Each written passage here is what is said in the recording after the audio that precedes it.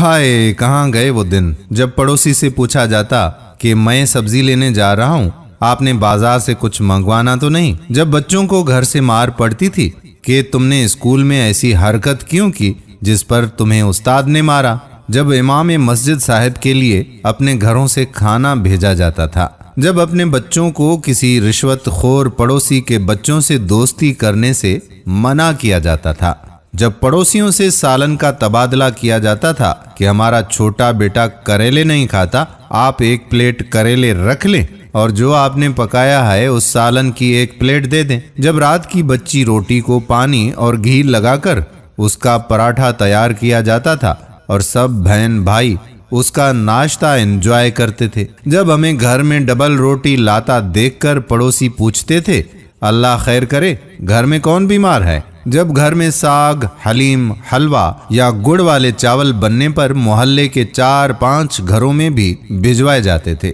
جب پوسٹ مین ہمارا نام پکار کر ہمارا خط گھر کی ڈیوڑی میں پھینک جایا کرتا تھا، جب کسی شادی یا مرگ پہ پڑوسیوں کو اپنے گھر کے کمرے، بستر، چارپائیاں اور برتن دے دیے جاتے تھے، جب بچے اور بچیاں اپنے چچا، ماموں، خالہ اور پھپھو کے گھر جا کر ایک 2 مہینے تک رہا کرتے تھے، جب کہا جاتا تھا کہ اللہ ہمیں حلال روزی ہی کھلائے،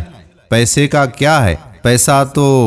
اس کے پاس بھی ہوتا ہے، سمجھ گئے نا؟ جب پڑوس نے کسی شادی بیاہ پہ ایک دوسرے سے مانگے ہوئے کپڑے اور زیور پہن کر جایا کرتی تھیں، جب ہمارے پڑوسی ہمارے سب رشتہ داروں کو جانتے تھے اور کسی اجنبی کے ہمارے گھر آنے پہ پوچھتے تھے کہ یہ کون ہے، انہیں پہلے کبھی نہیں دیکھا یہاں۔ ہائے کہاں چلے گئے وہ سارے دن، لوگ بھی وہی ہیں، وقت بھی وہی ہے، لیکن ہم تبدیل ہو گئے، ہم نے ترقی کر لی، ہم تعلیم یافتہ ہو گئے، جب ہم تعلیم یافتہ ہو گئے تو ہمیں یہ ساری چیزیں فرسودہ لگنے لگیں، اپنے گھر میں پکائیں گے، اپنے گھر میں کھائیں گے، دوسروں کو کیوں کھلائیں، دوسروں کے لیے تو نہیں کماتے، دوسروں کا کیا کھائیں، بھیک تو نہیں مانگتے، اور اپنی اناؤں کی وجہ سے اپنے بڑوں کو ایک دوسرے سے ملنے دینا بھی ہم نے بند کر دیا، اور کہنے لگے کہ ابا ان کے چھوٹوں سے آپ اتنا پیار کیوں کرتے ہیں، وہ تو ہمیں پسند نہیں کرتے، وہ تو ہمارے دشمن ہیں۔